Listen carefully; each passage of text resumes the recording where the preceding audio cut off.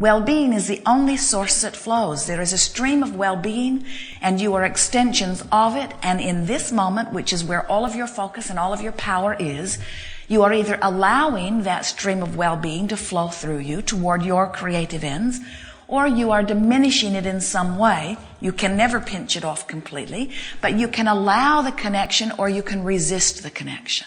You can allow clarity or resist it. You can allow wellness or resist it. You can allow abundance or resist it. You can allow things that you want or resist it or not allow it. But there is not a source of sickness. Sickness is not something that asserts itself. It's not even something that you stumble upon and embrace and bring into your experience. Sickness is the disallowance of what really is natural. Just like poverty is the resistance of what really is natural. Just like confusion is the resistance of what really is natural. So when you try a little bit to embrace the premise that well-being is yours unless you are doing something that is not allowing it, then you begin to understand that you do not need to be fearful of your thoughts. Instead, you be aware of the way you feel, which helps you to then choose thoughts that are more allowing in nature. So, that brings us to remind you about this magnificent guidance system that you have within you.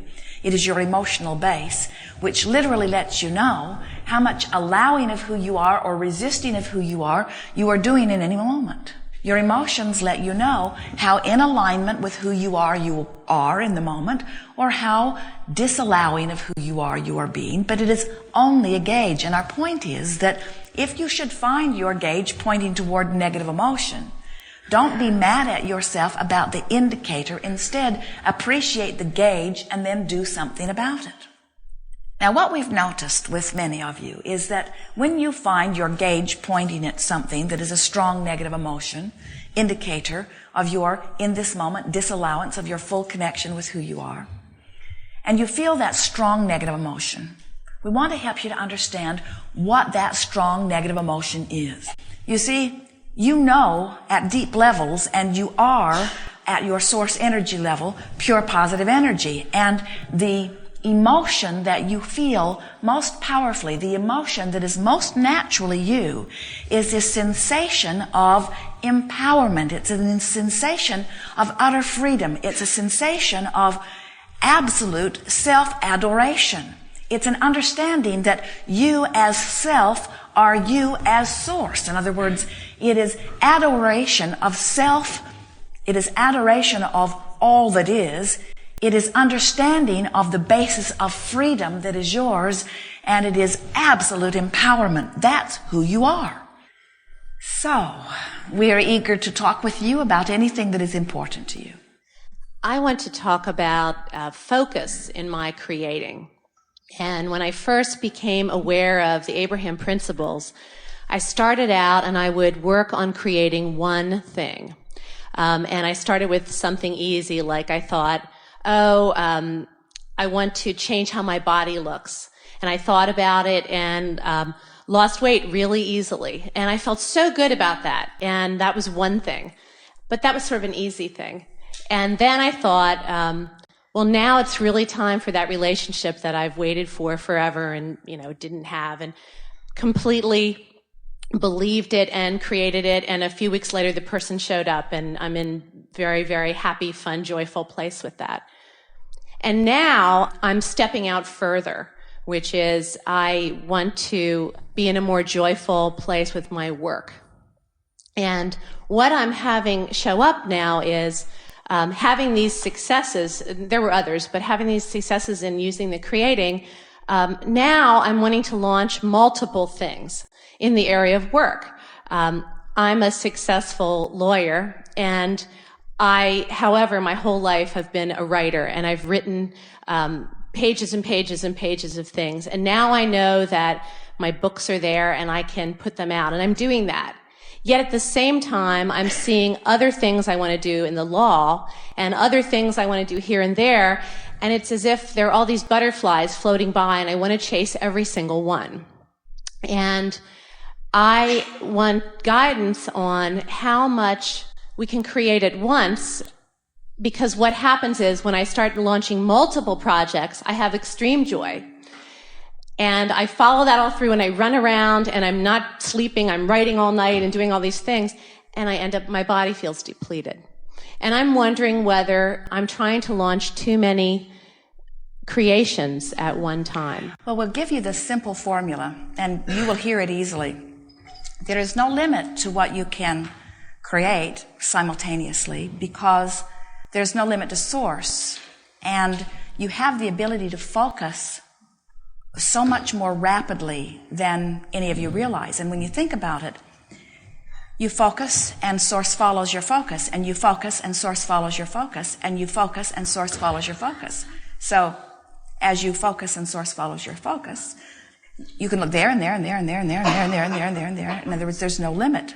But if you focus and source follows your focus, and then you diffuse the focus by saying, I'm too busy or I don't have enough time. As you talked about creating your body, and you said that was simple.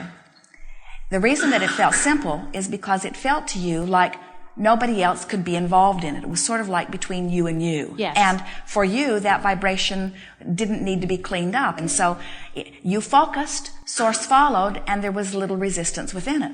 Then you said, in wanting to express it as the degree of difficulty was increasing, then I wanted to create a relationship. Well, the only reason a relationship would be a slightly greater degree of difficulty as far as you were looking at it is because now it is not only involving what you want and your focus, but another person and what they want and their focus. Yeah. But since it was just the two of you, you were able to achieve it because your belief in what the other one was wanting did not cause any diffusion or resistance in your focus.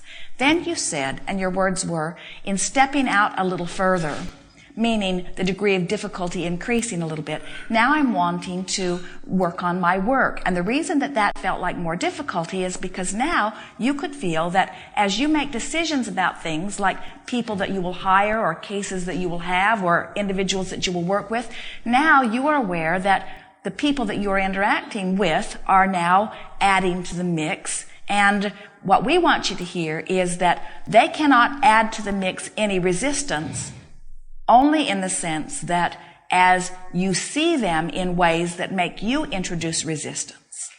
And that's what happens when you start thinking about all of these butterflies that you want to chase, and then you start imposing your own learned limitations of not enough time or not enough of me to go around. In other words, that's where the limiting thing comes in.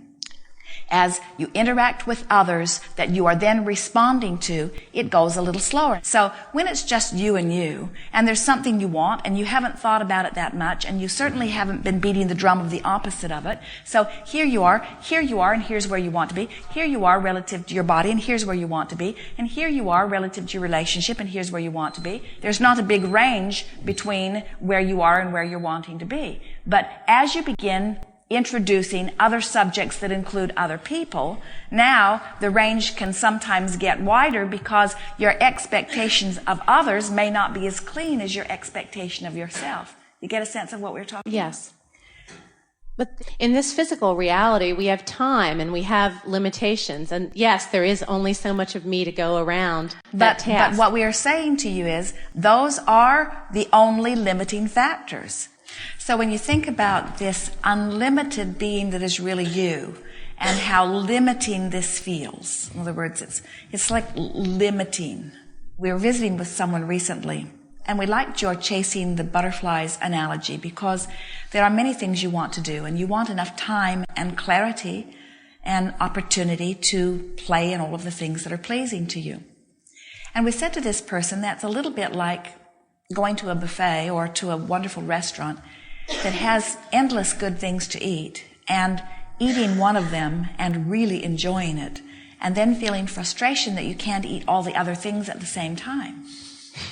And the point that we were wanting to make with her is, what about realizing that everything is for your pleasure, and as long as you are taking pleasure from something, then you are utilizing your moment in the best possible way. And can you feel how a little screwy it is to be taking pleasure from one thing and then lamenting the fact that at the same time you can't take it from that, and you can't take it from that, and you can't take it from that? Do you really think that there are all of these butterflies that you're wanting to chase and that they are equal? In other words, that the butterfly that you are chasing right now really is a butterfly?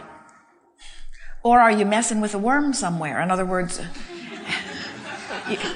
because usually when someone's talking like you're talking, it's because they see the butterfly over there, but they don't feel like they're involved with the butterfly over here. And that's the thing that we want to feel from you.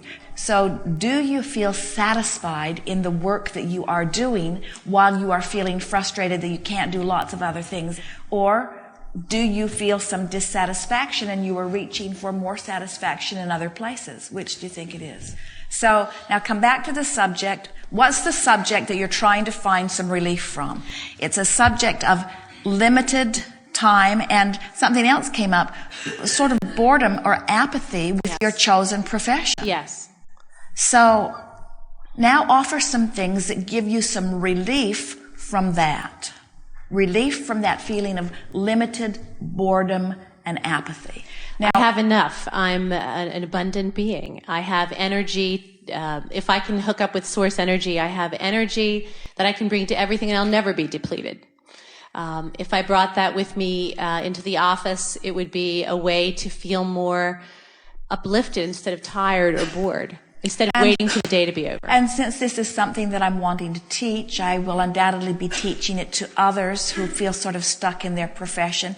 It's an interesting thing as we spend all of those years and all of that money, and then all of those years in a sort of apprenticeship, gaining the expertise, then you don't want to just walk away from it. You want it to count for something. And so I'm wanting to find a way that I can express the fullness of who I am within that framework. Yes. And maybe breathe some life into that. Maybe I can have it all.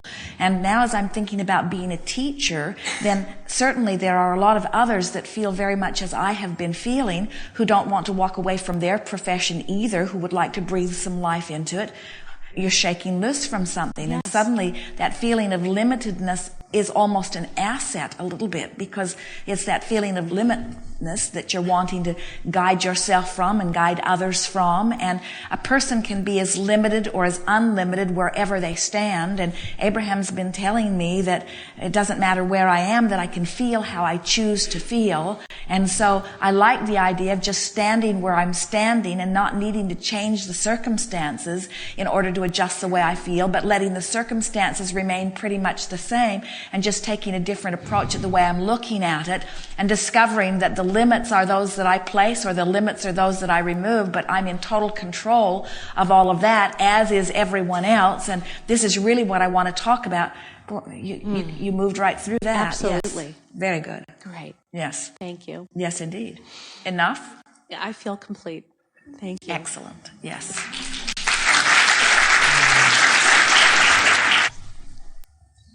Can you feel as, now this was an example where we made more of where she is than where she is deserved.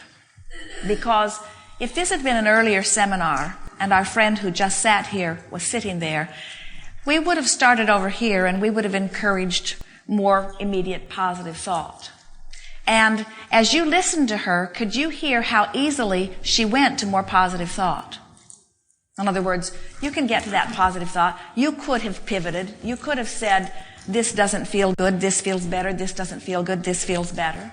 But can you feel how making a little effort on an area that has been uncomfortable actually left it in a place where it will not be uncomfortable again? Here is this world that you live in, and you could be a selective enough sifter that you could only look at the best parts of it, only vibrate the best parts of it, and you could live happily ever after. But you're also creative geniuses who like to focus the energy. And there is something extremely satisfying about taking the variety and contrast of your life and then focusing it into the specifics of that which you're about. And so this is really advanced deliberate creation, when you take these very subtle emotions and you just move them and mold them. In other words, it's no longer kindergarten molding clay. Now you're really molding magnificent things.